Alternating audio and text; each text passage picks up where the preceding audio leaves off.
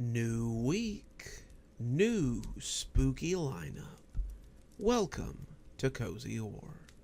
This week, we'll be doing some canonical stories, some Halloween tales from existing properties by yours truly, Dr. Plague. Let's get you started with a real classic.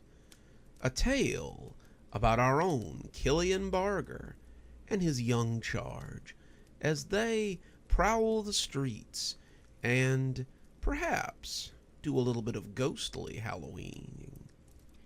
But it just wouldn't be Halloween unless they helped out a little ghost of their own. So, let's hear a story about Killian Barger and the little ghost. The streets thrummed around him as Killian walked past droves of laughing children. The streetlights buzzed placidly, the moon a full and watchful eye overhead. Around him, superheroes and princesses, ninjas and pop stars, soldiers, sports players ran willy-nilly. It was the barely controlled chaos that Killian had missed on the other side. He'd invited Dom to come out too, but Dom was out at an event with his granddaughter, and Killian wouldn't have taken him away from it for the world. As he looked down at the young girl holding his hand, Killian realized he had someone to share the night with anyway. Halloween was special to the spirits in Killian's neck of the woods. Halloween was a time when ghosts could leave the hereafter and walk amongst the living without a day pass. Killian raised his hand to a pair of smiling oldsters as they followed a pair of children with their parents, and they waved back emphatically. The living still couldn't see them, but sometimes they could catch a glimpse of them. Kids especially had a habit of seeing spirits as they walked, and Killian made a concentrated effort to keep his death mask on. No sense ruining the kid's night by having to look at his spooky mug. So Madeline, what do you think of your first Halloween? Madeline looked up at him with a smile, but it was the sad smile of a child who's grown too old for magic. She looked at the children around her with jealousy, but also with pity. That smile asked if any of them knew how fragile they were, and Killian wondered how many of them might end up at the same fate that she had tonight. It's fine. I never really got to walk about like this when I was alive. Mother was always afraid that someone would pick me up off the street if she let me out of her sight. I guess maybe she was right. What's life without risk, I suppose? These little goblins seem to be having fun. Madeline looked at them, her eyes taking in the sea of colorful costumes as they swirled around her. Did your mother ever take you out trick-or-treating? The pair turned a corner, and Killian saw a woman sitting on the stoop of a lonely tenement. The windows were dark, many broken out, and the kiddos seemed to be giving it a wide berth. There was a bowl on her lap, and her expression looked as sad and speculative as Madeline's. A few times. She always insisted on hovering around me when we went out. It got so annoying that I stopped asking to go anywhere. And your dad? Madeline looked like something terrible had gotten stuck in her throat. My father wasn't home much. He was always off on business. I don't think he visited more than once a week. When I got into that private, I think that was the proudest I had ever seen him. I saw him a few more times before I died. I wonder if he went to my funeral. Killian steered her towards the lady with the bowl, as he attempted to steer her away from the conversation. The woman looked up as they approached, and Killian could see the slash across her throat for the briefest moment.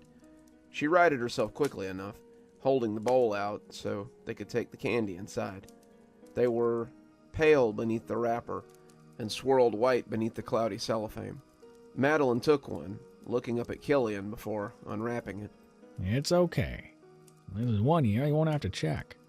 The detective assured her, popping the sweet into his mouth and staggering as the confection drifted over him. He was small, early teens maybe, watching people walk by on the street. The leaves were a vibrant technicolor orange, and the apartment across the street was festooned with pumpkins and bats and bales of hay. His mother was making caramel apples and wrapping homemade candies like the one that he had taken from the bowl. His mother smiled at him as he looked up from the pot he was stirring, and when she looked at him, she made a face that told him how much she loved him without saying a word. Killian staggered a little, Madeline's fingers sliding out of his as she wobbled. Ghost food was like that. Spirits didn't usually have access to things like flour, sugar, or an oven, so they made food from their memories. Spirits don't eat, but it's like having comfort food when you're feeling down. The sweets this woman was handing out had been lovingly crafted from her memories of better times, when the neighborhood wasn't a place you could have your throat cut for the change in your pocket. Killian took hold of Madeline's hand again, the girl's eyes still a little glassy from the shock of the sweets, and he thanked the woman, who nodded mutely in response. Not used to spirit food, eh? Madeline shook her head. I've been in the asylum since you rescued me. I saw the children in the shed make such things for each other, but I never had any. Why bother? We were dead. Killian nodded, understanding what should have been obvious.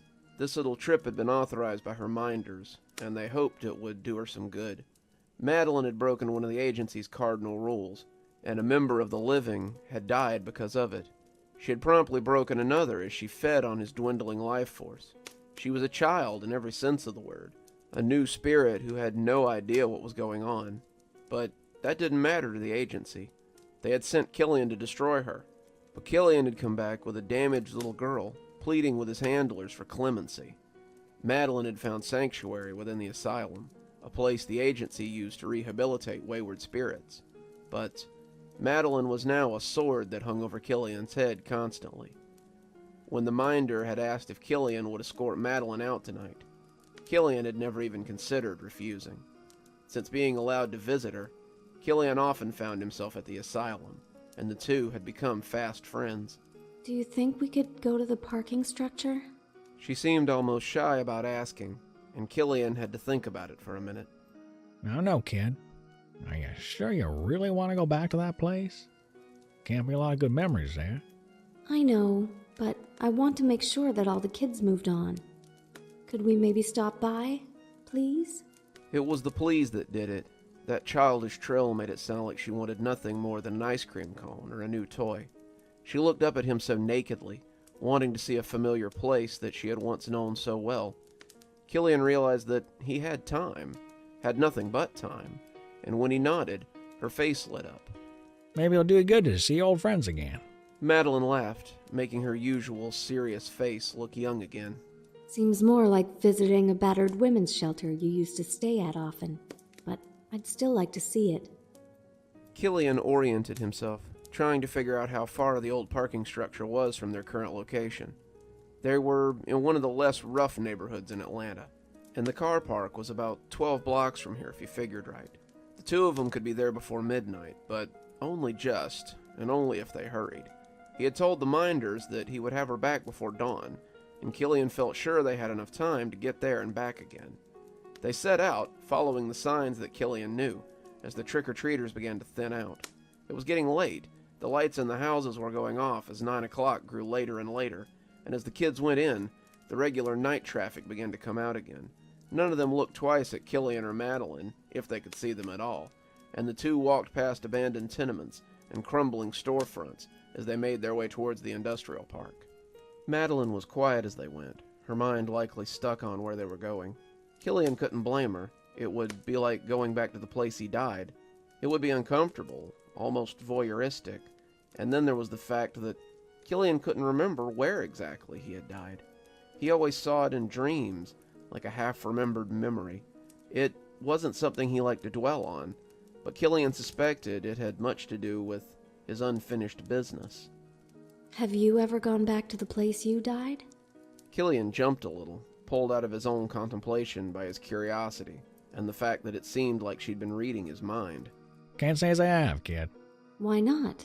Are we not supposed to return to the place we died? Is it against the rules? Quite the opposite, actually. Most spirits haunt the place they died exclusively. No, I can't remember where I died. I woke up in the reception room of the agency and have only foggy memories of dying at all. Madeline thought about this as they walked, and it was part of the reason that Killian heard the ghost boy in the first place. He heard sobbing before they even rounded the corner, and was just starting to look for the source when he saw the kid. Sitting on a stoop, colorful bucket in hand, there was a sobbing ghost. He looked about 8 or 9, his costume a classic white sheet with a pair of eye holes cut out so he could see through. His jeans and sneakers were visible beneath, and Killian could see that one of them had a heel that was just about ready to fall off. Madeline let go of Killian's hand and went to him instinctively. It's no good, kid. He probably can't even... But the boy looked up in alarm as Killian spoke, dropping his bucket as he tried to backpedal away from Madeline. It's okay. We won't hurt you. Are you lost? Do you need some help? The boy nodded slowly, as if hypnotized, reaching for his bucket as he held it up like a shield before him. Can you tell us why you're crying? Killian kept his distance as Madeline questioned the kid, trying not to spook him. I lost my way home, the little ghost stuttered. I know it's around here somewhere. Could you help me? Do you think we have time? Madeline asked, looking back at Killian. Killian checked his watch, the cracked face showing him that it was 5 till 10. I think we do, as long as the poor tyke lives around here somewhere. Madeline smiled at him, taking his hand and clutching it in hers. My name's Madeline, and this is my friend, Killian. We're going to help you get home. Do you know what direction it is? The little ghost boy shook his head, Killian seeing that the front of his ghost sheet was wet with tears. Well, do you know what street you live on? He started to shake his head, but then stopped. Not exactly, but I know it's named after a red flower. Mama used to grow 'em in the window box of our apartment. She said the street was named after them. Killian nodded. Shouldn't be too hard to figure out. There's a collection of streets nearby named after flowers. Rose, zinnia, azalea, hibiscus. That's it, hibiscus. I live in an apartment on hibiscus. Killian thought about it and realized that hibiscus was a little out of their way. It wasn't in the opposite direction or anything, but it wasn't exactly on the way either. They would need to take some creative shortcuts once they returned the kid to his apartment. But Killian was still pretty sure that they could get to the car park by about 1 or 2. Madeline came down the stairs, leading her new friend by the hand, and Killian marveled at her control. It had taken him a while to learn how to do that kind of thing, and here she was, leading this boy around like it was nothing.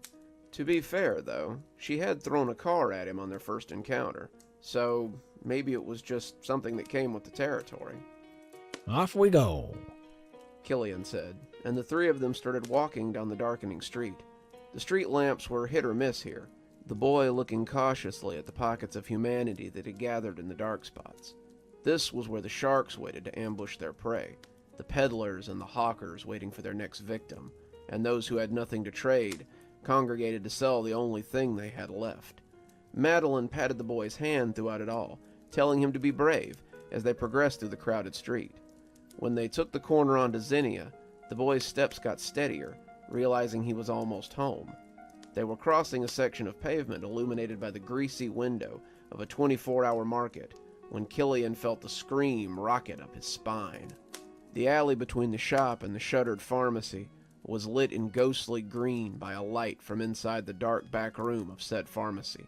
It made the space look ghostly, and it made the pair in the alley look all the more ethereal.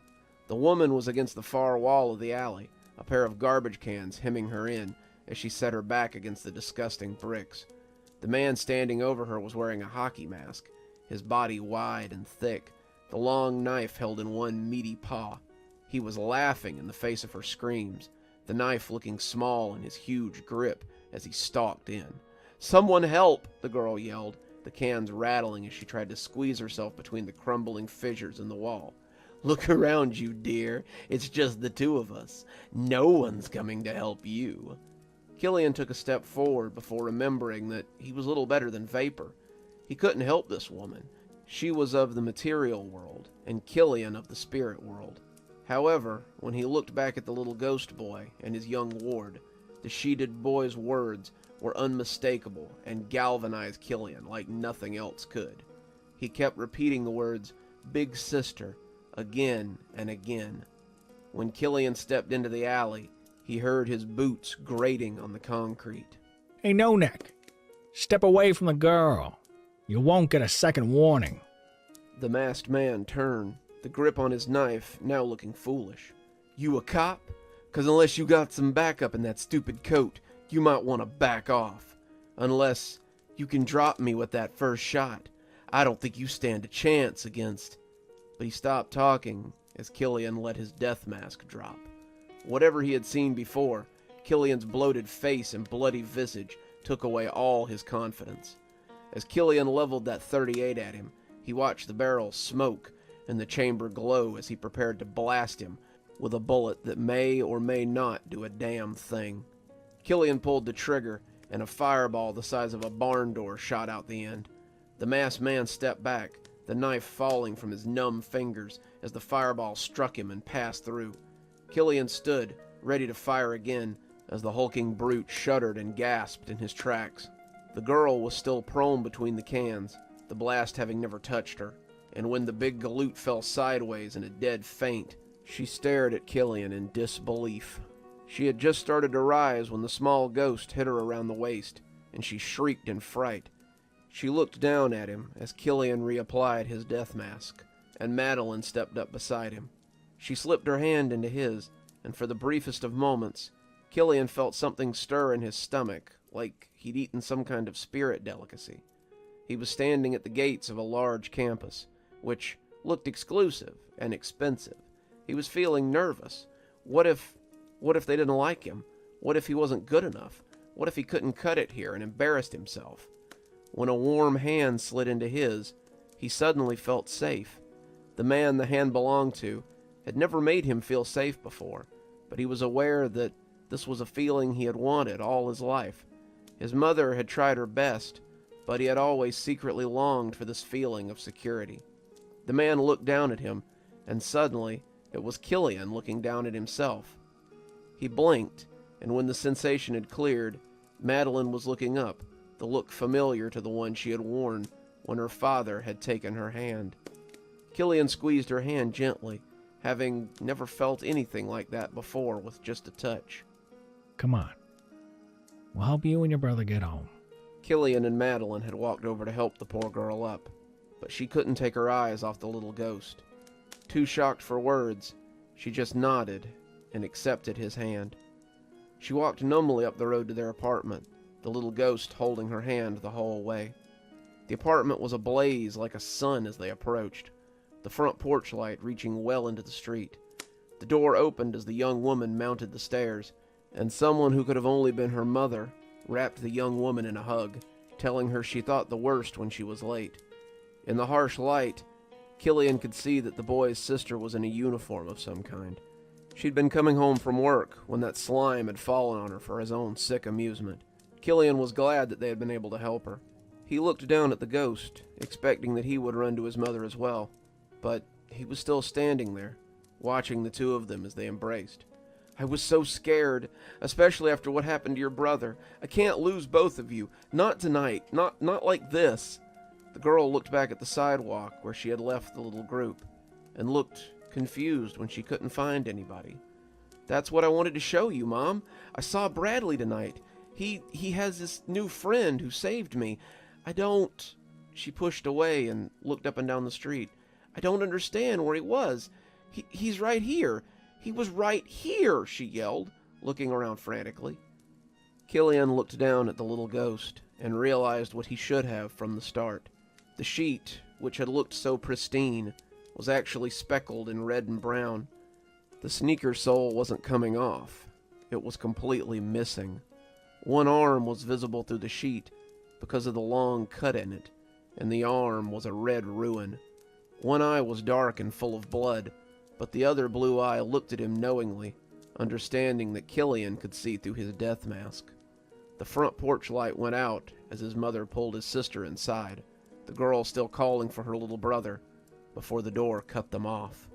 The boy looked up at him, putting himself back to rights, and Killian could see his smiling eyes from the holes of the sheet.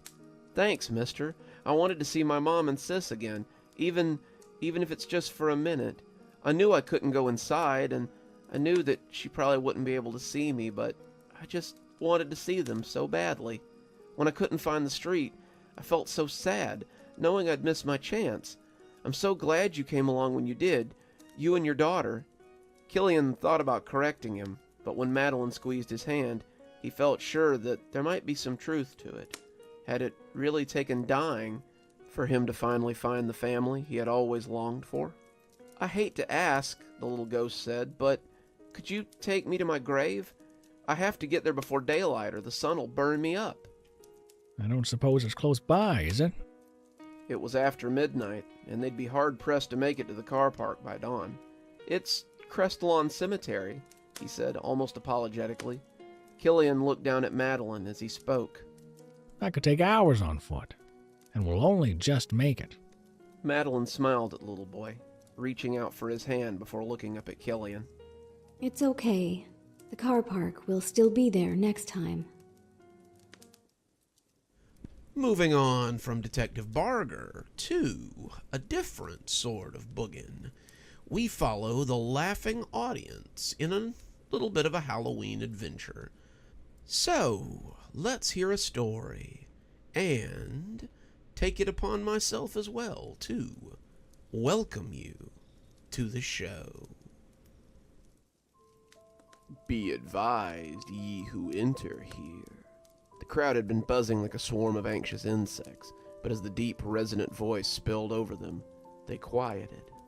"This is a horror fiction live show." The crowd was a-twitter with restless legs and barely contained whispers. The venue, an old playhouse that stood for another few days, was the perfect locale for this year's Halloween show. The building had a rich history of hauntings, strange activity, and a dark past that would make the ambience all the spookier. Shelley was happy that they had secured the place. The owner had seemed surprised that she wanted to use it, and they had taken relatively little to rent it. As Tobias sat on stage, Cindy on his left and Lucius on his right, the crowd sat anxiously before them. Shelley knew this was going to be a show to remember. Those with weak constitutions or questionable mental states should be advised to proceed at their own risk. The crowd began to cheer, and Shelley saw a runner of dust shifting from the rafters. Hopefully this old place wouldn't collapse in on them. "You have been warned. To those who remain, brace yourself for the Sleepless Nights Horror Podcast." The applause were deafening, and Shelley knew there would be some serious editing in post to make sure that it was usable. She saw some trails of dust wafting from the ceiling as the cheers escalated, and thought about how the structural integrity of this place was likely to be poor. They had placed 500 of the show's closest fans in the rickety seats in the main showroom, and the gas lamps lit the scene in a ghostly way that couldn't be fabricated. The chandelier overhead was lit by 1,000 real candles, the effort of an hour or more, but it cast the second glow over the room that would only add to the ambience. "Make sure you keep a steady shot over the crowd," she told the cameraman quietly, and he gave her a thumbs up as he swept the crowd. When the network saw this, it would be impossible for them to refuse their proposal. The Sleepless Nights Horror Podcast was the third most popular horror podcast on Stitcher, the fifth most listened to on Spotify, and had over 1 million fans worldwide. The show had been steadily rising in the ranks, but its numbers had stagnated a few months ago. People were only so interested in scary story podcasts, and the production team had been looking for ways to boost the listeners. They had tried the usual hooks, giveaways, collaborations, longer episodes, but nothing seemed to be working. That was when Creepshow had approached them. Creepshow was an online network that streamed horror content and provided a platform for horror creators. They had been turned down by other narrators and had finally come to see if they could secure the voice and story talent of the Sleepless Nights Horror Podcast. They had wanted a test tape, something they could send to their backers to prove the show belonged on the network. Thus, here they were, shooting a Halloween episode in this abandoned theater. The showing had been good, 500 screaming fans, and Tobias's sultry voice moving among them like a cloud of death, infecting them all with excitement. Welcome to the show, folks. I'm your host, Tobias Mons, and I'd like to thank you for joining us tonight. If you're listening from home, then let me just say you're missing a truly creepy experience. We're coming to you live from the Sheridan Theater. This theater has played host to not only many of the greatest musical talents of the last 30 years, but also a host of grisly murders and suicide. The blood has run thick between the boards of this old building. And where better to tell our spooky tales tonight than right here? The audience quieted, settling in for the start of the show. The cameras panned over the crowd of expectant 20-somethings as they spoke in a hush. Shelley glanced over the crowd and had to do a double take when she saw someone standing in the center aisle. She was a lithe little thing, wearing something like a zombie costume, walking up the center stage. Her long, dark hair swayed as she came, and Shelby couldn't help but sigh as she thought, crazed fan. Shelby got on the radio to call security to intercept her, but when she glanced back, the girl was gone. Shelley scanned the crowd and found that no one even looked close to the way the girl had. She put it out of her mind as Tobias started his first story. Our first tale is about a man with a dream. He wants to be a ventriloquist, but the dummy he finds is anything but helpful. Submitted for your approval, I give you Wooden Nickel. As he began the story about a possessed puppet, Shelby looked down at the camera display sitting before her. The booth was set up in one of the balconies that overlooked the stage and seats. Each of the other balconies held cameras that caught the scene below from a different angle, and by the end they would have 3 or 4 different views of the stage. They would edit everything together later, and the results would give them something cool to send to Creepshow. As she watched the camera feeds, one of the upper balcony lights began to wink, casting a flickering eyesore over the stage. Shelley glanced at the upper balcony and saw the can flickering as it hung from the railing. She had the walkie to her lips, trying to route someone up there, when she saw a murky shadow skulking up on the landing in the inky blackness. What the hell was going on up there? Those landings were supposed to be closed off. Some rogue fan would ruin this taping for them, and she took off for the stairs to see who was mucking around. When she found the padlock still on the door, however, Shelley wrinkled her brow and hesitated as she took it off. When she found the balcony empty, Shelley left in a hurry, locking the door behind her. She came back down to a shouting match in the hallway. Derek was the senior camera tech for the troupe. He was a big guy with a bushy beard and a cap snugged down over his graying hair, and he had been with the show for a while. He was yelling at Cecily, the stage manager, and she came back in time to hear him saying that he was going to leave, and she couldn't stop him. Cecily was in tears. Tears were usually not far from her, and she begged him not to go. Who would run the board? Who would maintain the feeds? I don't care. I told you yesterday this job wasn't worth my life. Ah, yes. Yesterday. They had been setting up all day yesterday, trying to get the wiring in the old theater to cooperate. The old theater had never been intended to run the equipment they were bringing in, and they had run the cables from the van and started setting up nonetheless. Everyone knew the place had a reputation for spooks. It was supposed to be one of the most haunted places in the city. By the end of the day, everyone in the troupe found out it was well earned, too. It started as things seen out of the corner of the eye. They were things easily ignored, until later, when you had time to think about it. Derek had seen something, too, and he told Paul and Mark to help him search the building earlier that day. It could be a homeless guy, he said, and we don't want to be jumped on by some meth head while our backs are turned. They spent the first hour searching the building, from attic to basement, but found nothing but an angry cat and some wasps in the rafters. When they gave the crew the all-clear, those who hadn't searched milling about the alley next to the theater, everyone got back to work. Shelley would still catch things out of the corner of her eye, though. Shadows, slight movements, but she brushed it all off as nerves.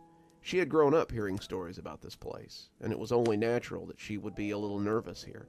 When they broke for lunch, Paul had already been talking about seeing someone on the theater floor. Everyone told him he was nuts, but he was adamant that he had seen someone down there. I was hanging lights in one of the balconies, and when I looked down, I saw this woman walking towards the stage. She was holding her stomach, staggering like a drunk, but before I could call out to her, she just disappeared. They brushed it off, saying the dust or the lights were playing tricks on him, but after what Shelley had seen earlier, she couldn't help but wonder. Derek's accident had happened near dark. Shelley had been setting up the stage when she heard a loud crash and Derek's bear-like yell. He had fallen into the railing on one of the boxes, the rail cracking and threatening to spill him. He was breathing heavily and looking around frantically as Shelley stood looking at him. He seemed unable to push off the rail, unwilling, and wouldn't move until Shelley and Mark came up there to get him. He was sitting then, shuddering and looking furtively around. He looked terrified. "What happened?" Shelley asked, and when she tried to touch him, he shuddered away from her. "Someone tried to attack me," he stammered, pointing to the shadow area behind the door of the box. "I turned to leave after setting up the cameras, and it was just standing there on the balcony. I thought it was one of you at first, but it weren't right. It was like a person made out of shadows. It was wearing a suit and a hat, smiling this huge, horrible grin. And then it laughed. It burst out of it, and it came towards me. Its laughter sounded like the roar of a wildcat, and when it opened that smiling mouth to try to eat me, I almost fell through the railing as I backed away. When I looked back, I was scared it was going to bite my face, but it was gone." He wouldn't go back in after that. He left for the day, and the three of them had to finish the preparations. It was good and dark by the time they were done, and they were all glad to be gone. None of them had seen any of those inky monsters that he talked about, but they had all seen some weird stuff out of sight. Paul had lost his cell phone, too. He had laid it down on a banister and turned to find it gone. He had given it up as lost, only to find it sitting on the front stoop when they left. Mark swore that he had been pushed, almost tumbling down the stairs, but said it could have just as easily been a loose board as a ghostly hand. Nothing too weird had happened to Shelley, but she made a mental note not to be here by herself. This place just had an aura about it. An aura that was still working on Derek, it seemed. Shelley stepped into the conversation just as Derek was about to storm past Cecily. "What is going on? You two are yelling much too close to the cameras." "I saw it," Derek said, shuddering as Cecily looked blankly at him. Cecily may not have known what he was talking about, but Shelley found herself glancing around. "Where?" "Upper balcony. I saw the lights flashing and looked up to see what the problem was. I saw it up there, staring down at me and smiling. It stared at me for nearly 2 minutes before it just melted away like mist." Shelley shuddered without meaning to. He was describing the balcony that she had been on not 5 minutes ago. "Derek, I need you to go back to your post." Derek bristled. "The hell I will. That thing tried to kill me yesterday, and if tonight goes off without a hitch, none of us will ever need to worry about this kind of crap again. This is a stunt, Derek, a grand gesture to show the network that we mean business. We have an hour left, maybe an hour 30, and we're out the door. I need you to keep it together for that long. Can you do that?" Derek stared at her icily, but finally nodded. "For the show," he breathed. He turned and left Cecily and Shelley standing in the hallway. "What's he talking about?" Cecily asked, completely lost. "He had a bad experience last night. Stay with him, please," Shelley begged, wanting this to go well. Cecily nodded and went to keep Derek company. Shelley went back to the control booth. She came in just as the story reached its midpoint, and the audience was making appreciative noises. Tobias's voice rolled over them, Cindy and Lucius providing minor roles when needed. Tobias had always been the show's draw. Tobias had a voice that made people long for the darkest of dark and the worst of the worst. Tobias could tell you how a monster ripped your face off and slaughtered your whole family, and you'd still put it on before bedtime so you could drift off to his sultry voice. Creepshow wanted Tobias. Of that, Shelley had no doubt, and they would get him if she had anything to say about it. When the phantom breeze blew across her ear, she felt herself shudder like a cartoon character. Shelley turned, thinking that Paul or someone was being funny, but there was no one to be seen. That hadn't been an errant breeze, Shelley thought as she put her hand to her ear. As she looked around, Shelley felt she could almost hear a rattling laugh on the breeze, like leaves scuttling across pavement. Someone had blown on her ear, and it had smelled foul, like unbrushed teeth and tobacco. She turned back to the console, a second shudder creeping over the first. This show couldn't be over soon enough. 10 minutes later, the story ended and the audience erupted into applause. I hope you enjoyed that story as much as I did. It's always good to learn that I'm not the only talking head out there. The audience chuckled politely as they murmured amongst themselves. Our next story is about a phone operator who gets a call from someone a little out of their long-distance plan. Led by Lucius Moore, I give you No Name, No Number. Tobias came off stage, and Shelley went down to talk to him. He was leaning against the wall when she got downstairs, Lucius making his way through the story on stage. Shelley could see Tobias's face lit by the ghostly light of his cell phone and the infernal light of the menthol cigarettes he liked. He was smoking, a habit that Shelley had been trying to break him of. She wrinkled her nose as she directed him outside, reaching out to take the cigarette. "This place is enough of a death trap without you trying to burn it down," she chided quietly. He rolled his eyes, but followed her out. "How's it going out there?" she asked when the stage door was shut behind them. "Amazing. The crowd loves this. This place." He spread his hands out towards the old building. "I can't believe you got a place like this. The ambience and aesthetic are perfect for something like this. I could almost believe it's really haunted." Shelley found herself wishing she believed it a little less, but just nodded along as he continued. "Hey, can I make a change for the next story?" Shelley raised an eyebrow. "We've had the stories listed online for weeks, Tobias. People expect to..." Yeah, I know. I want to read all of them, but this story is trending right now, and I think we should read it. It's seasonal, and I think it'll play well. Maybe we can add 15 minutes to the show for it?" Shelley made a noise that he must have found familiar, and Tobias laughed. "Don't worry. If it bombs, we can cut it for the Creepshow promo. I think it'll do well, though." Shelley sighed and nodded. "Okay, Tobias, but tell it last, okay? Maybe it's a special bonus story or something." He smiled. "Thanks, boss. You won't regret it." He turned out to be very wrong on that account. She came back in to find Derek waiting for her near the door. "I can't stay. It's stalking me.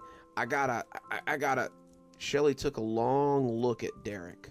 He was rattled. This bear of a man was rattled by something he had seen here.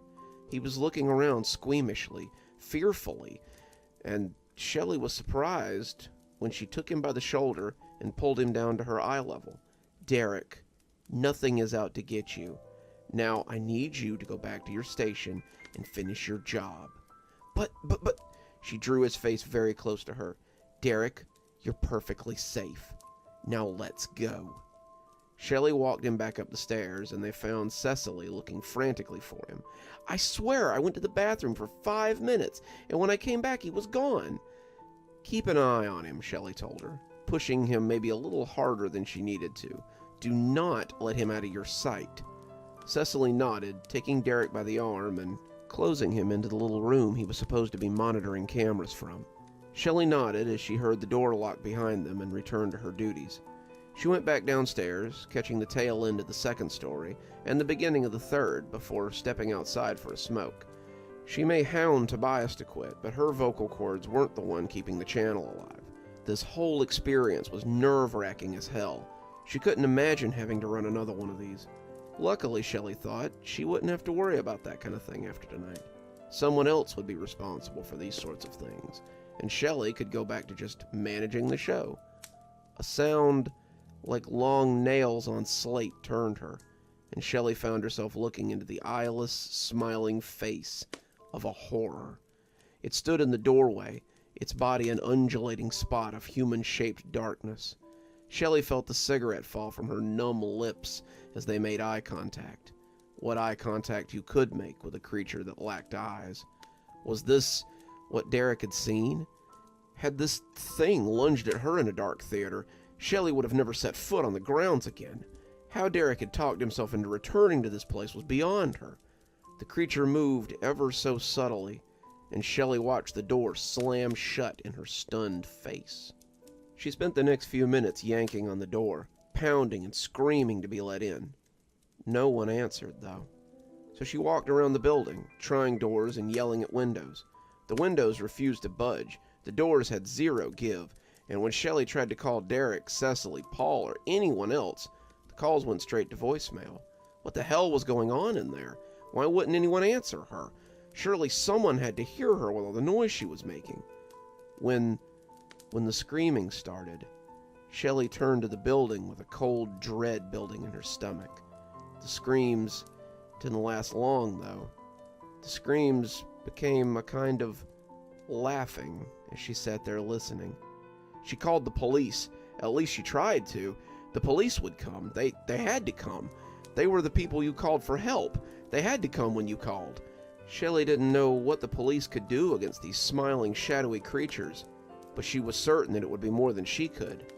When 911 went straight to voicemail, Shelley knew that this was something different. That's when she remembered the stream. Maybe if she could bring it up, Shelley could find out what was going on inside. If nothing else, maybe she could find some way to fix it. She went to the van and opened her laptop, tapping into the stream easily enough. There was a 10 to 15 minute delay in the video, and perhaps she could use it to see what was happening inside. She saw Lucius finishing his story, and heard the applause as the camera swept to catch Tobias returning to the stage. "Thank you, Lucius. What a great story. We've got a special story for you next. One about a perfect audience who seems like just what this comedian's looking for. It's not that hard to imagine such an audience if I try." The audience laughed, but some of it sounded a little strange as it rolled from her speakers. The cameras panned over them, and Shelley could swear she saw some pockets of darkness amongst the crowd. People-shaped things, like the ones that had closed the door, but they were smiling 2 wide smiles and laughing like loons. This next tale is called The Perfect Audience, and it will be read by yours truly, me. He began the story, and Shelley almost imagined she could hear the door slam in the background. He had just gotten started when Shelley heard the strange, canned laughter crackle from the speakers. It was quiet, background noise, the kind of laughter you hear on a sitcom, but she could hear it under the words as Tobias read on. Someone made a shushing sound, but whoever was laughing seemed to ignore them. The camera was on Tobias as he read, the ambient music they always used playing over the speakers. Shelley could still hear that laughter, though, and she wished the camera would pan over again and give her another look at the audience. After a few minutes, Tobias seemed to get distracted. "Okay, guys, let's have some quiet so I can tell the story." He started again, but the laughter had grown. It was odd, hearing it now as it bubbled from the windows, and hearing it there as it barely began. Was this how Cassandra had felt, knowing what horrors were to come, but being helpless to stop them? One of the cameras fell forward then, and Shelley could hear the operator trying to stop himself from snickering. His loud chuckles cut through Tobias's story, and the feed on that camera suddenly went out. The other 2 cameras were still pointed at Tobias, no one having noticed the operator's laughing fit, and Shelley could still hear the audience chuckling below their sightline. Tobias tried to soldier on, but the laughter became louder, if not lustier. The laughter never rose above that canned alien chuckle, but it seemed to envelop everything it touched. Tobias cleared his throat, Shelley's mind allowing her a vision of his ordinarily placid face glaring over the crowd. Tobias hated to be interrupted, something not many people knew, and she could imagine that he was fuming. "Okay, that's enough. If you're not going to settle down, I'm going to have security removed." But the laughter was getting closer.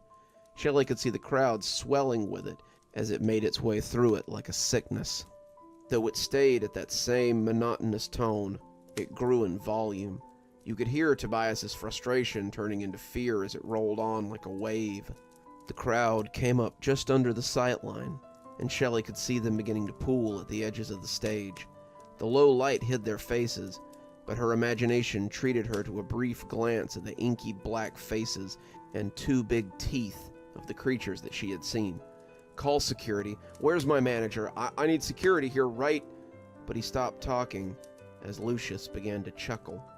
Lucius's mic crackled as he put his hand against it, but Shelley heard Tobias's gasp as the air cut harshly across his own mic. Tobias stood up, turning to Lucius as Cindy screeched in terror. Lucius kept laughing, chuckling as he fell from his chair and his legs bucked against the stage. Cindy was breathing heavily, asking Tobias what was going on, but Tobias wasn't sure. The 2 of them were moving, trying to get off the stage, but the chuckling audience was all around them now. The monotonous laughter was burrowing into Shelley's skull, and she felt a little like laughing herself. It was infectious. It was terrifying. It was devoid of all mirth or real joy, and was simply the sound of somebody rumbling their laughter for no better reason than to hear it. It sounded like the kind of laughter you heard in an insane asylum. It sounded like the kind of laughter you heard in hell. She could hear the broad tide of laughter that surged through the old building and out onto the street. Shelley began to wonder if this was the purpose of the building. Was it to house these things? They had seen them moving just outside their vision, but no one had questioned why the beasts were there. They were ghosts, after all. The spooky ambience was what they were here for. Despite Derek almost getting hurt, and despite all the craziness that had befallen them, Shelley had pushed forward with this. When she heard Tobias start to laugh through his fear, his laughter high and pealing before it became that monotonous canned sound, Shelley realized just how responsible she was. By the time the cameras cut out, the operators falling into fits of laughter, she closed the laptop and sobbed impotently. The police found her at a bar up the street a few hours later. They had been receiving calls after the cast had stopped and gone to investigate. They found everyone inside dead. They had asphyxiated, it appeared, but no sign of foul play could be determined. They had all simply stopped breathing and dropped where they lay, their faces stuck in a rictus of their final laughter. The police were talking about gas leaks, but Shelley knew what she saw. Those people laughed their lives away. They died from something they didn't understand, from something she still didn't quite understand. Shelley decided not to show them the footage. What good would it do anyway? As she sat in her apartment later, Shelley still felt like she could hear that pervasive laughter as it tried to worm its way into her head. She hoped it would pass in time, but she felt like it might be the last thing she ever heard.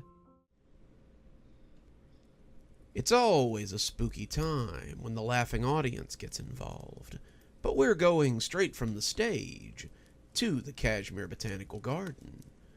While we wait for the Halloween season to properly come upon us, let's hear a story about pumpkin heads. Kashmir Botanical Garden is wearing its fall colors, and the lady is experiencing her first fall within the gardens. The trees are all covered with red and gold. The faces in the trees have begun taking on a ghoulish cast, and the grounds are filled with kids coming to see our Halloween revelry. The town of Kashmir has a party going on Halloween night, and we've been piggybacking off of it for the last couple of weeks. It's been a whole week of candy, costumes, and a lot of tricks and treats. It all started about a week before October, when the lady came to me with a strange request. Do you know what this Halloween is? I've seen flyers for it, and I'm not sure what is expected of us. She'd come back from the town council meeting, heard the other town heads talk about Halloween preparations, and had questions about what was expected of her. I almost laughed.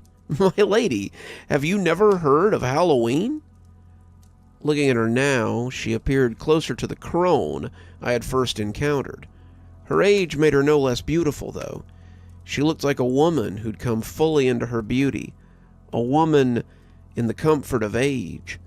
But when she glowered at me, I was afraid I had overreached. It was easy to forget that she was a force of nature when you looked at her angelic face, at least until some of that fury re-emerged. I know of the celebration. It's of the cold one, though, and I'm not as knowledgeable about his holidays. The cold one, the Winter Lord, the Green Man.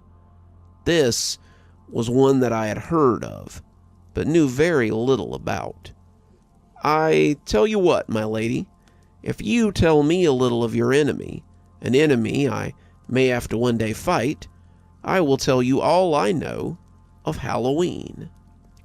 What followed was the longest walk I have ever been on, but it turned out to be very informative. The Green Man is the antithesis of my power. He brings the cold. He kills that which I create. But he withers in the heat. He waxes and wanes, grows and fades, and our battle is one that has lasted for ages.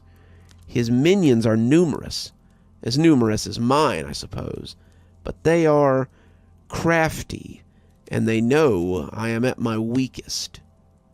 Her gait was slow, her legs stiff as we walked, and it was as if I could watch her age the longer we stayed together. "Why would you be at your weakest?" I asked. "The cold is encroaching," she said, her voice that of someone speaking to a child. "When the cold comes, the living world shrinks. The green man is at his most powerful when the cold winds howl and the seasons turn away from growing times. This hallowed even." "Halloween," I corrected, but gently.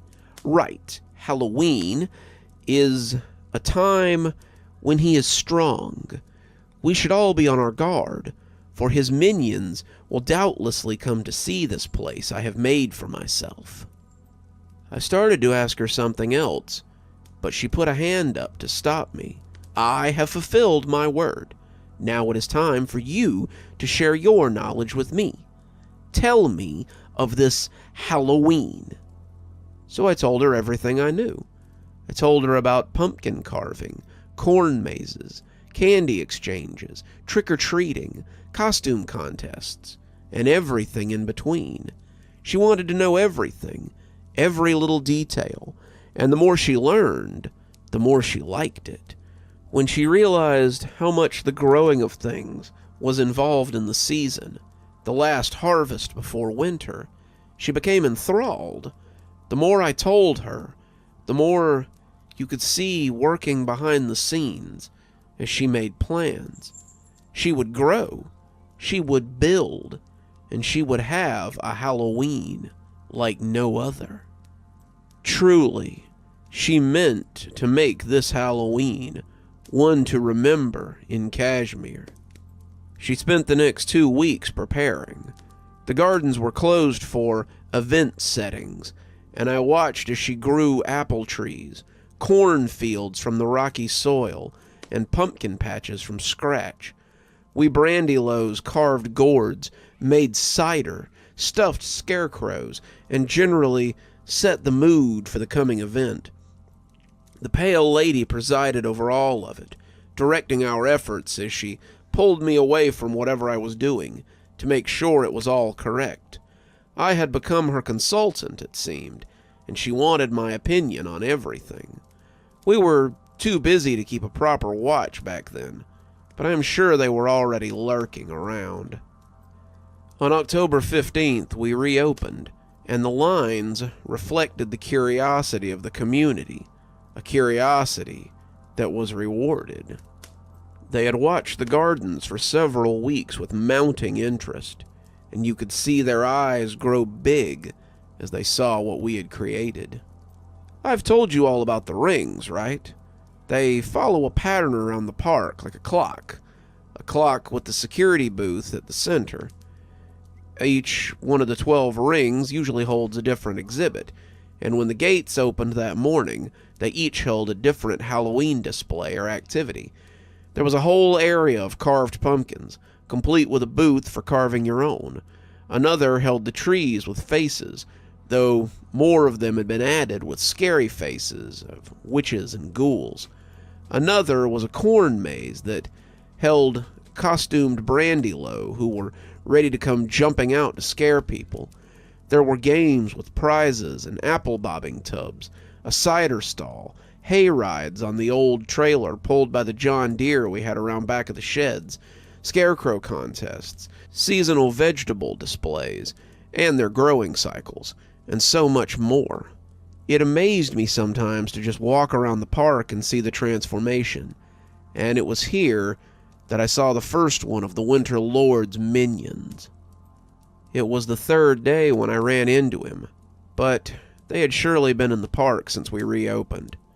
It began as a kid in an orange mask. He shouldn't have stood out. There were lots of kids wandering around in costume, but he did. I was organizing traffic in the park, the crowds at an all-time high, when I saw the bobbing stem of a pumpkin head. I just saw the back of his head, but immediately I was fixed on the guy. I couldn't have told you why, but for some reason, he gave me a shiver. I started making my way towards him, the crowd parting like molasses, and by the time I got anywhere close, he was already gone.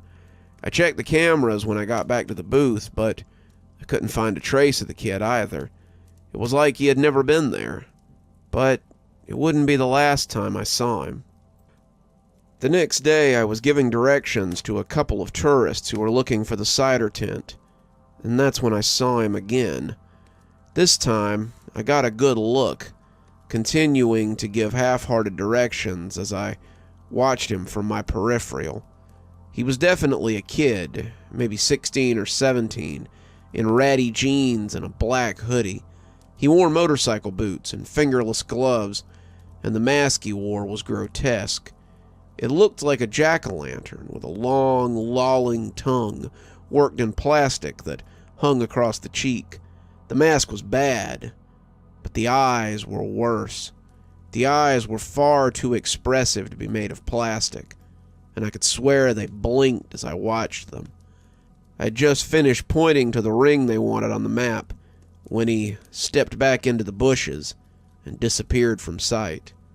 I went to Carl, but he was as much a help as he ever was. "It's just kids playing pranks, kid. Don't let them get you down, and make sure they don't ruin the exhibits." He did help me look, enlisting a few of the others, but we never found the kid. It was like he had vanished, and Carl couldn't find him on the cameras either. He found me, watching me poke the map as I showed the tourists the ring they wanted, but the kid was nowhere to be seen. It was like I was haunted by this pumpkin-headed little brat, and I was beginning to suspect that something was going on. I kept my eyes peeled, but it was hard to maintain that level of vigilance. There was so much going on in the park these days, and I had to be on guard for other things.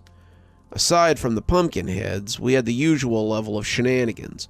Local kids playing pranks, clueless tourists tromping through things, and the ever-present problems of having so many brandylow housed so close together.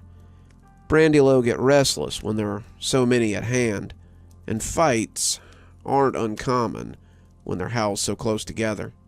The ladies' influence was strong here, something that stopped them from becoming deadly, but Carl and I were still up to our eyeballs in problems. Some of the older ones said that this restlessness wasn't uncommon during the waning months, and that this too would pass. Pass or not, I was not looking forward to 6 months of grouchy goats and weird kids skulking around. So when Friday rolled around, and I saw the orange mask again, I fell in quietly behind him and followed. The people he passed seemed to like his mask no more than I did, and I watched more than one pull away in disgust. He was making a beeline for the fair section of the park, and people were giving him a wide berth. He had his back to me, but I could see the stem on the top of his mask bobbing as he swiveled his head right and left. If he was aware of me following him, he gave no indication, and when he turned for the corn maze, I was less than 20 feet behind. I paused at the entrance, wondering if he meant to ambush me inside the maze. It would be the perfect place to jump me, but I wasn't too worried about my ability to take care of a kid who was a head shorter than me. Even so, I gripped the handle of my nightstick as I headed into the lush halls of the corn corridor.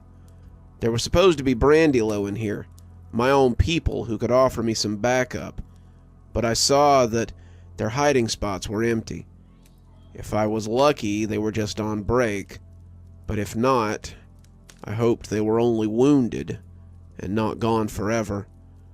I made my way through the gently waving stalks, the walls taller than me, and as I came closer and closer to the center, I felt sure that that's where I would find him.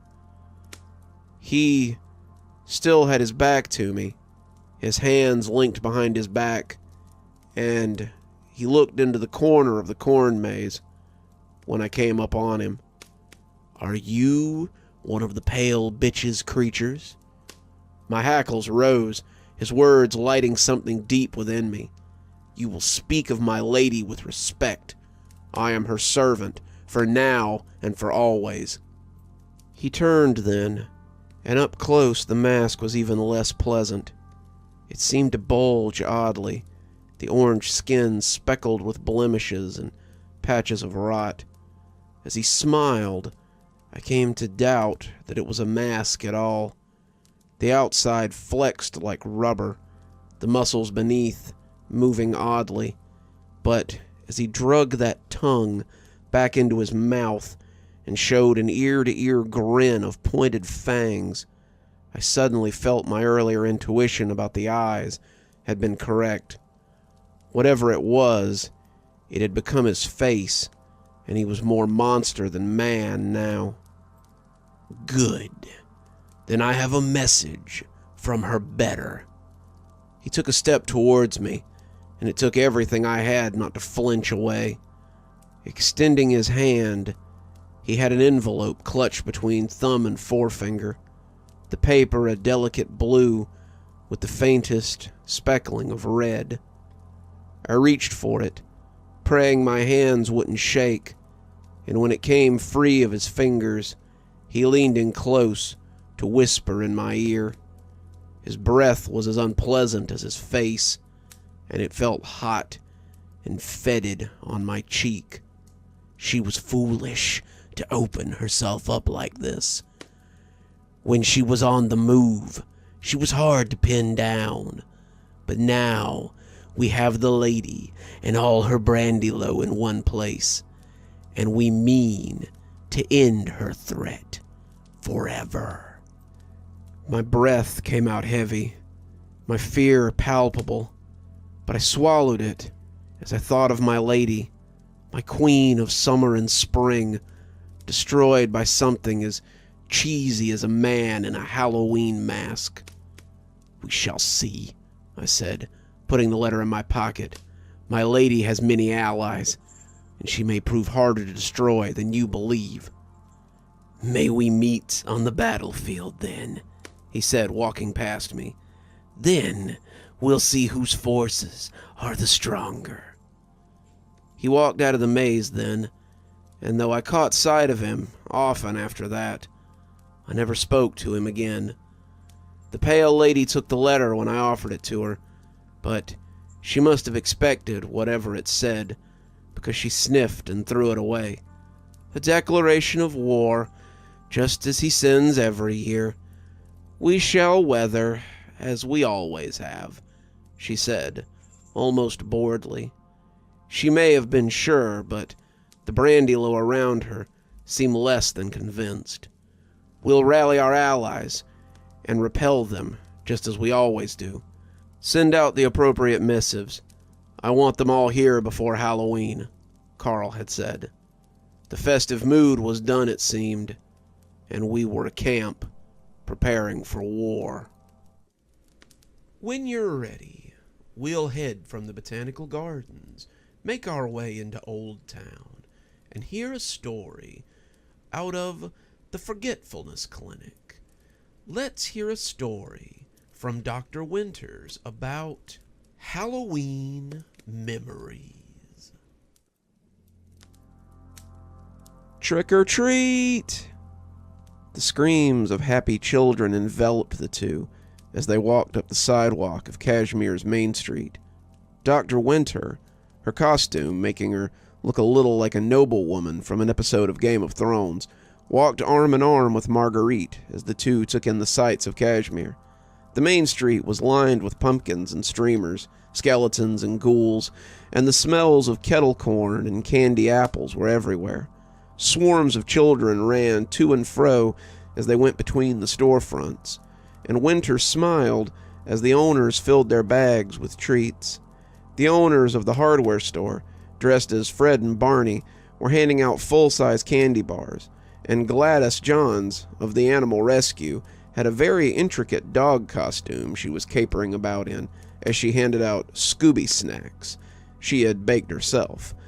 Everyone they passed had a wave or a kind word for the pair, and as Maggie turned her head in surprise to see a pumpkin burst open to reveal a grinning skeleton, Winter felt this was one of her favorite Halloweens in Kashmir.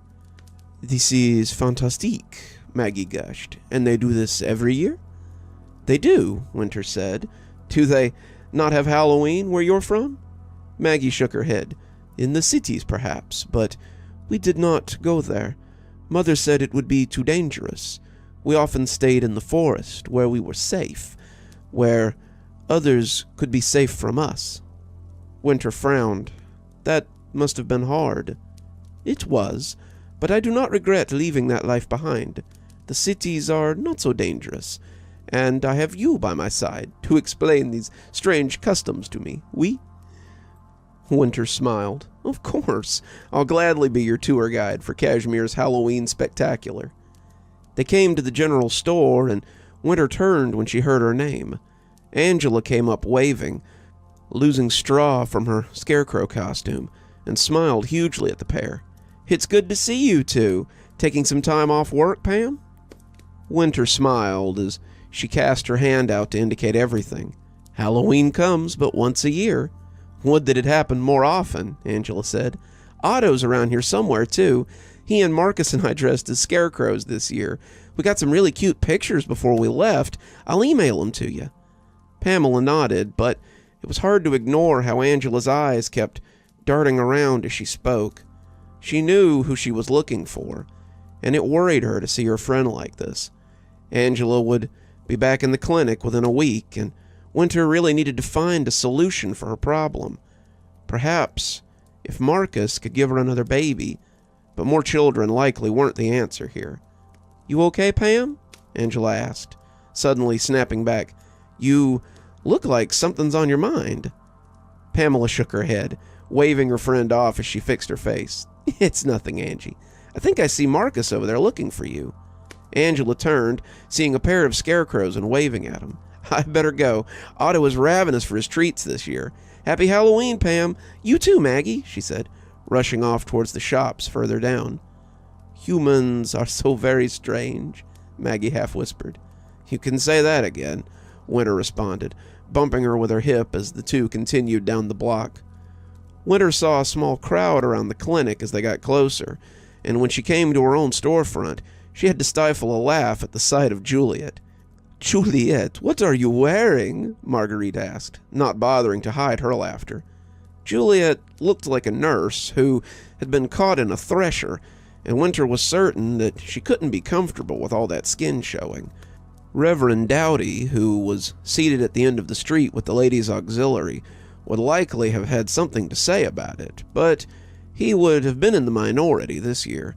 As Juliet did a little turn for her, Winter was suddenly very certain that the men who had come to inspect the candy bucket more than once had come looking for Reese's.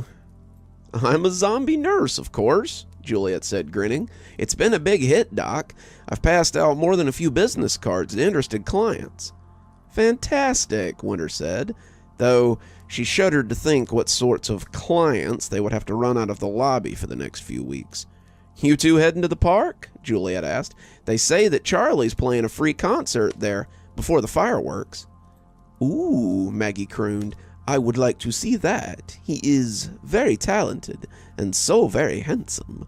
Now, Mags," Winter said with a little wink. "Don't make me jealous." "What?" the dark-haired woman said, feigning a pout.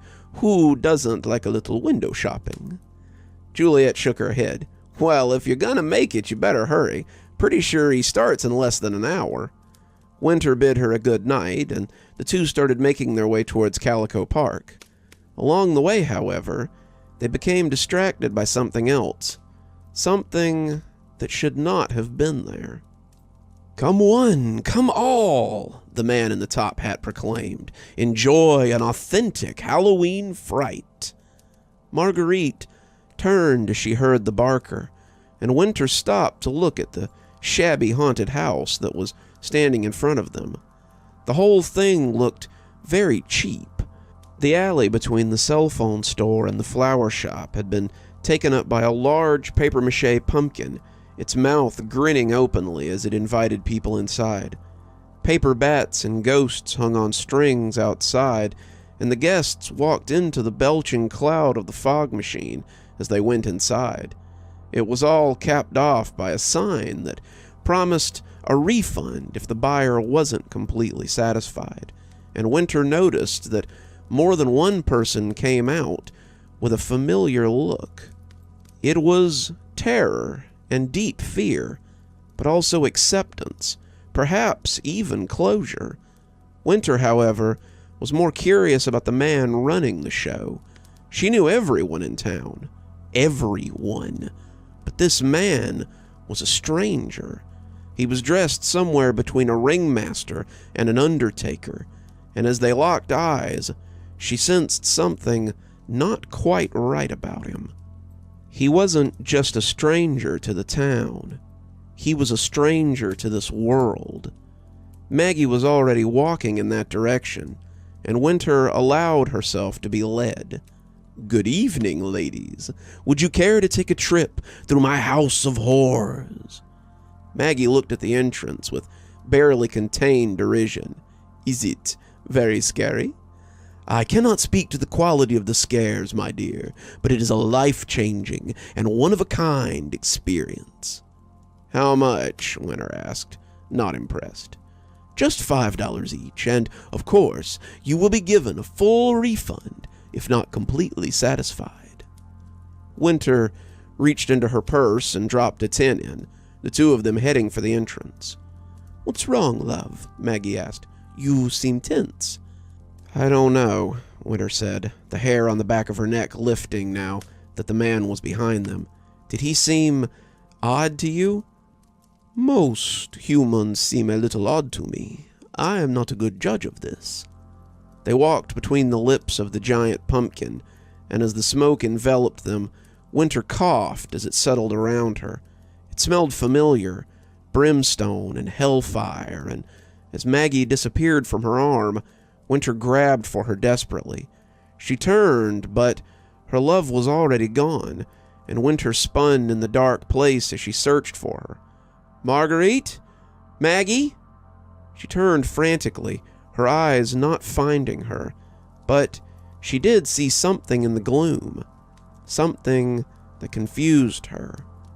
It was her desk, the one from the clinic that she had sat behind so many times before, and on it was a steaming mug of what she assumed was tea. It sat placidly, the steam rising and dancing as she approached, and as her hand wrapped around the mug, she saw the tea inside beginning to churn and ripple. The cup shook, shaking Winter's whole arm, and as she dropped it, it burst as 100,000 memories spiraled from the spreading liquid. The bulbous little balls that she collected from her clients, each of them a rainbow of colors, began to fill the space, and as Winter stepped away, she heard a tittering little voice, like bugs on her skin. "So many memories, Doctor. Is it because you're afraid to analyze your own? What lies within Dr. Pamela Winters that makes her so afraid to look there? What makes you seek out others so you don't have to?" She reached behind her, her hand darting like a serpent, and as she caught the barker by the throat, his hateful words were cut off. "I don't know who you serve, you little imp, but you would do well not to torment me. Do you want to see what lies inside my head? Very well then, have a look."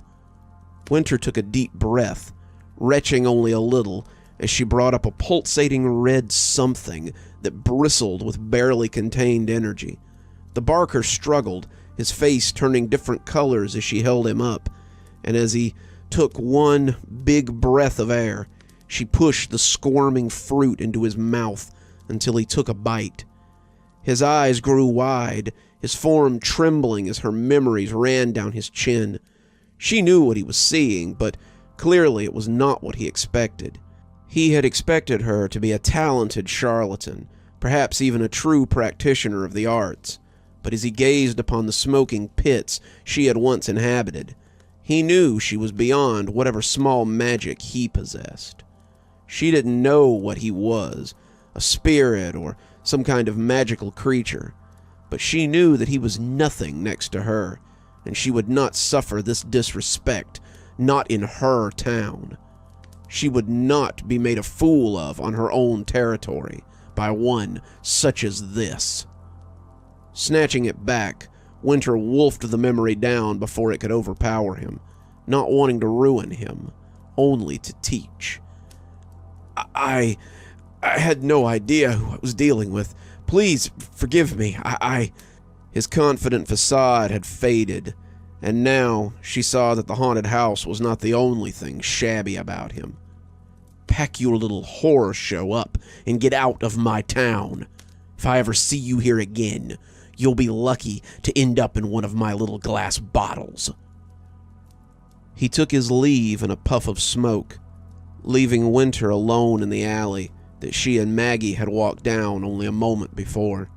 She heard a whimper and turned to her left, her heart skipping a beat.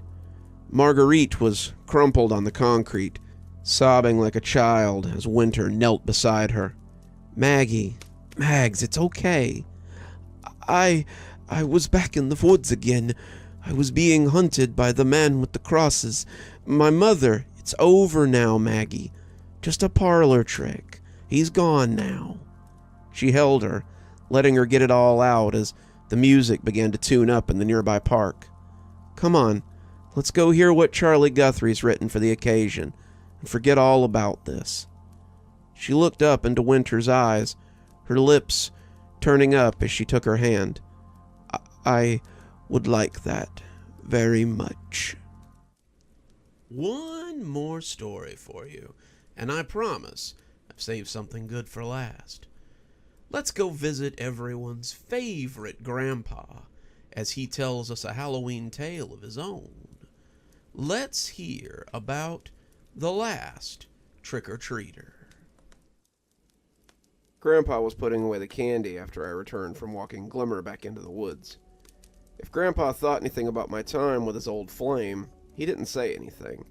I hadn't exactly set out to begin a relationship with one of the creatures Grandpa was always warning me about in the woods, but it was something that had just sort of happened. The two of us tried not to rub it in his face, and I got the feeling that it made Glimmer a little bit uncomfortable if she thought about it too much. I wonder if I would be in Grandpa's shoes one day, watching my own kids or grandkids falling for this mysterious creature as well. I flopped into Grandma's old rocker, and Grandpa wasn't far behind me. He sat there with a contented smile on his face before looking over at me, a wide grin stretching across it.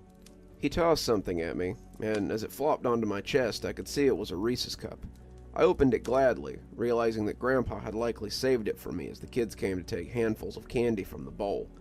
They were always very polite. Mountain kids seemed to have learned manners before they could walk, and Grandpa never minded sending them away with a few new cavities every Halloween. I managed to slide it into my pocket as the Hellfrey boy was coming up. Figured you deserved 2 of your favorite things this year, he said with a little wink. I felt a little guilty as I nibbled at the chocolate disc, knowing the other treat he was talking about. Gramps, I feel a little weird about this. Is this okay? This isn't crossing a line, is it? What you mean, kiddo? Grandpa asked, his hand freezing as he reached for the remote. Glimmer and me, I don't want there to be any... But a knock turned both of us back to the front door. A muffled voice was laughing and saying, "Trick or treat," but Grandpa looked like someone had goosed him with a poker. He came shakily out of his chair, stepping carefully over to the door as he asked who it was. This made me feel a little strange. Grandpa never asked for a stranger's name before opening the door. Grandpa was always a good host, and welcomed anyone who came knocking into his house. "It's me, sir. Sorry, I know the light's off, but Clara and I wanted to hit your house before we went home." Grandpa smiled as he pushed the door open, revealing the McCaffrey twins from down the road. "Why, Kyle and Clara McCaffrey, I wondered what had become of you. Did you start at the bottom of the mountain this year?" Both kids, one dressed as Elsa and the other dressed as Thor, nodded. "We sure did. We wanted to end up closer to home, so we figured it would be easier to walk up with empty sacks, and we filled them. Smart kids, Grandpa said. Son, go get that bowl for these 2 wayward travelers in search of sweets.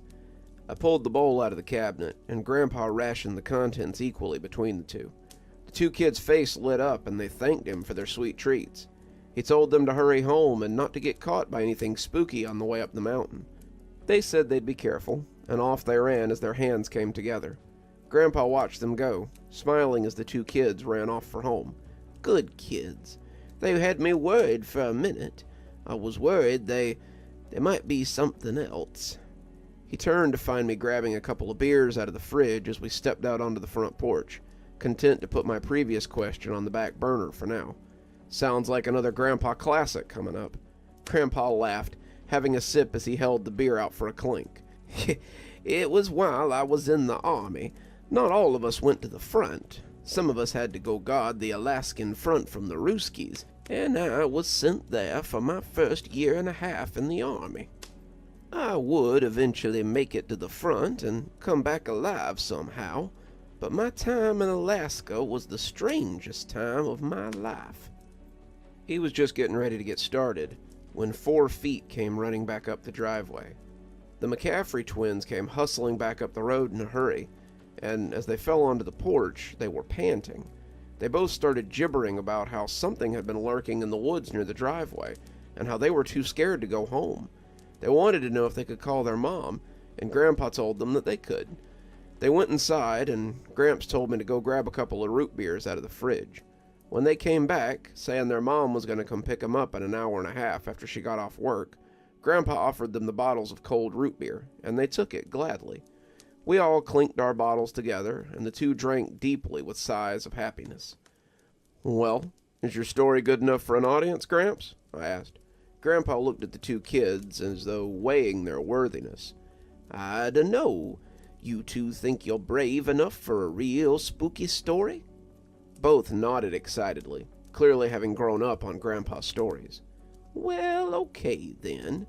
It was my first year away from home, my first time outside of Georgia, and I found myself in a frozen land during Halloween. I was stationed in Alaska with my platoon, watching the shores for Stalin and his sneaky beachlanders, which would surely want to take back the oil they had once held there. It never happened, of course, but we stayed there for 1.5 years as we froze our backsides off. Our days were generally spent bundled up to the eye teeth, sitting in watch stations when we weren't sitting around the barracks.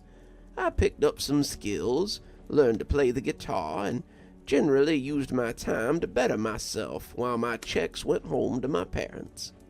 I was sitting in my bunk one night, trying to get some sleep as some of the others played cards, when there was a knock on the door to the barracks.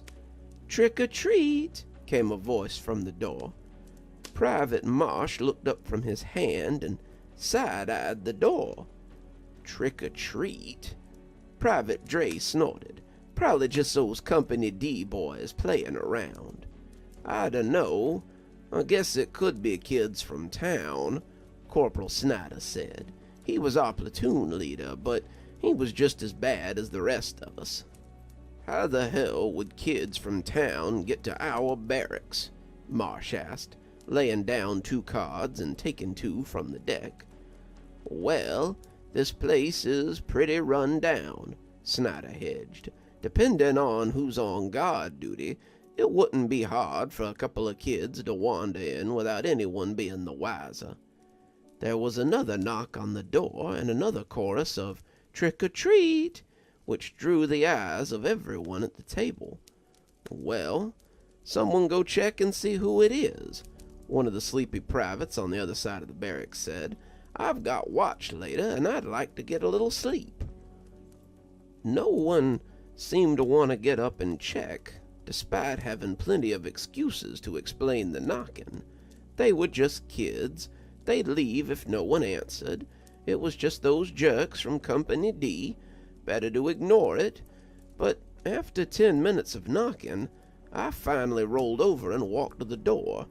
I probably made quite a sight in my BDU pants and my sock feet, and I shivered as the cold hit my bare chest.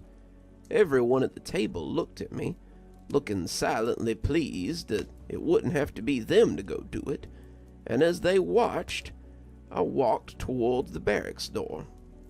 I pushed it open and was greeted by blowing snow and an empty front stoop.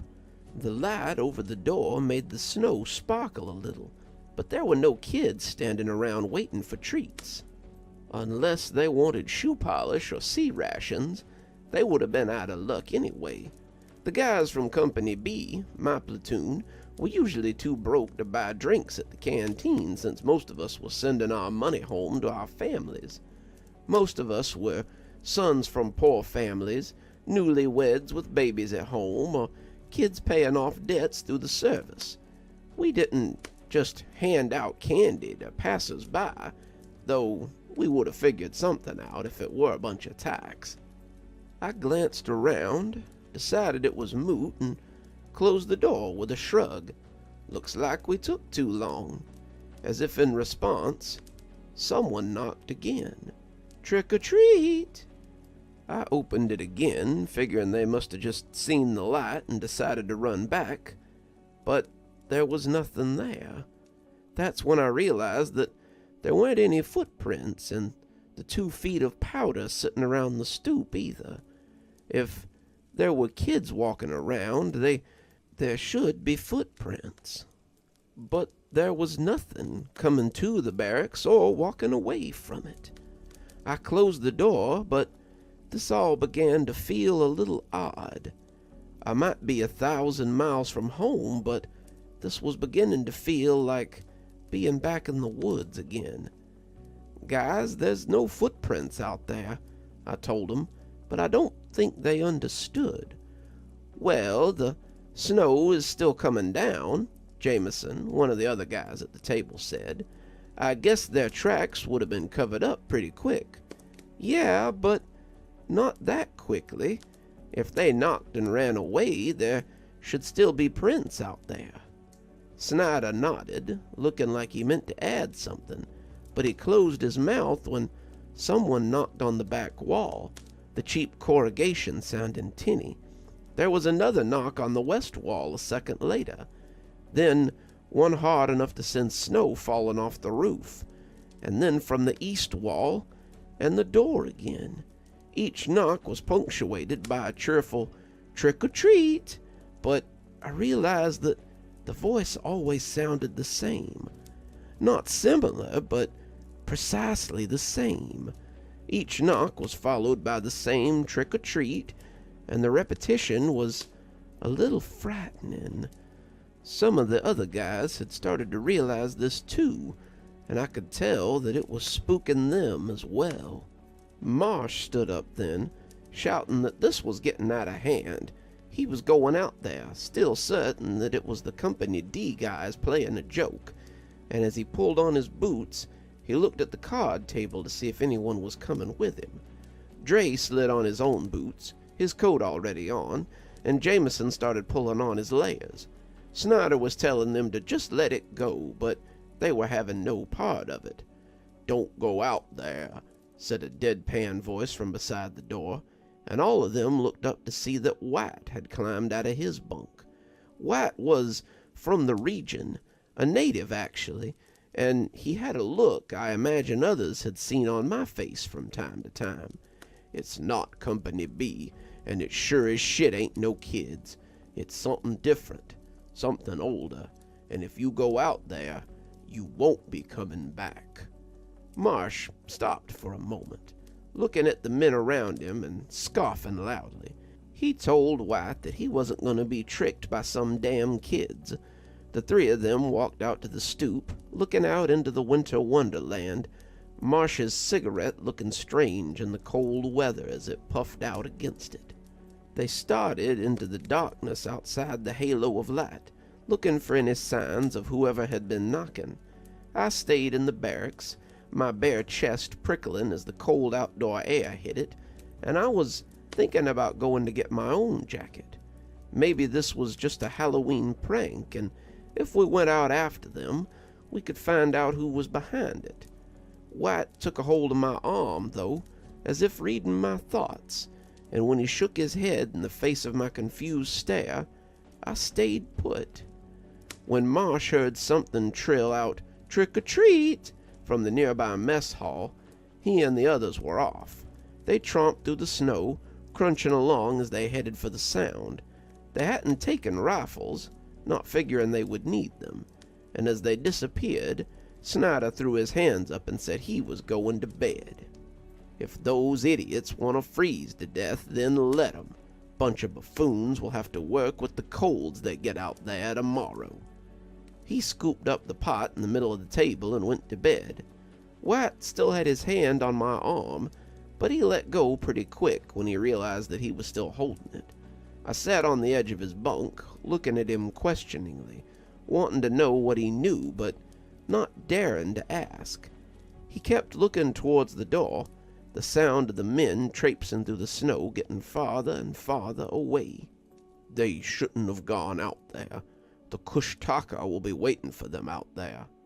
The what? I asked, leaning in curiously. He told me about the Kushtaka, a nasty little creature that was half otter and half man. They were said to help fishermen sometimes, but more often than not, they lured them to their deaths. They could mimic the screams of a woman or a child to accomplish this, but he supposed that maybe it had learned a new trick. He told me they were devious, so it wasn't too far-fetched to assume that they might have acquired a little something new over the last century or two. So, if I had gone outside, I asked, knowing the answer but needing to hear it, "You'd be dead," he said, matter-of-factly. We sat up a little bit that night, talking about legends from the area, and he was interested in hearing about the boogans that skulked the hollers as I was in hearing about what went bump around the tundra. His people had a very interesting collection of creatures, and when it was my turn to go watch, he offered to come with me and continue our conversation. We shared a lot of stories, he and I, and White became one of my best friends. Of the three that went out that night, only Jameson ever came back. They found him frostbitten in the woods behind the base, and he was discharged after losing a foot and his left arm to the cold. He kept gibbering about shadowy, slippery things, and how his friends had been dragged off towards the water. I never saw him again, but I saw other things out there, on the icy banks of Anchorage. We all sat quietly, listening to the story, and the perspiration that ran down my bottle was very cold against my palm. When the lights of an approaching station wagon lit the porch, everyone but Grandpa jumped a little. "Mommy!" both kids squealed, thanking Grandpa for the root beer and the candy before running to the car. Grandpa smiled as he watched them go, but I still had questions as his story came to an end. "So, was it the Kushtaka?" I asked. Grandpa shrugged. Whether it was or not, they still never found those two privates from my platoon. They dredged the waterfront, they searched the woods, but they never found a trace of Private Marsh or Private Dre. And from what I heard, Private Jameson was never in his right mind ever again. Grandpa watched the taillights disappear down the driveway, looking to the woods as if searching for the thing that had scared the kids. "Remember that, kiddo. Only some people who go into the woods come out again. Some never come out, and some come back broken. But some go in again and again, and never feel more than a momentary sting." "Are you trying to warn me about—" But he cut me off with the sound of his bottle as it sailed off to shatter against a nearby tree. The motion was smooth, practiced, and filled with zero malice. Grandpa threw the bottle into the woods because he always had, and when he turned back to smile at me, I knew he wasn't mad. "I'm telling you that it's okay if you want to see her.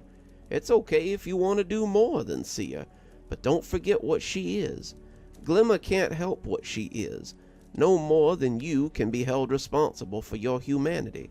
But don't forget that there are things in her world that hate you because God gave you a soul and a choice. I can't prove that none of them have a soul, but I know they hold such things against us. I won't tell you not to see her, but I will tell you to be careful, boy. Be careful and be prepared." He left me to think about it, and I heard the TV come to life as he took his recliner again. It seemed life was only going to get tougher from here. And just like that, our spooky tales are at an end once again. But don't worry, there'll be plenty of more tricks and treats this week. So join us tomorrow for more Cozy Horror. Till then, this is Dr. Plague, wishing you a wonderful day and a spooky evening.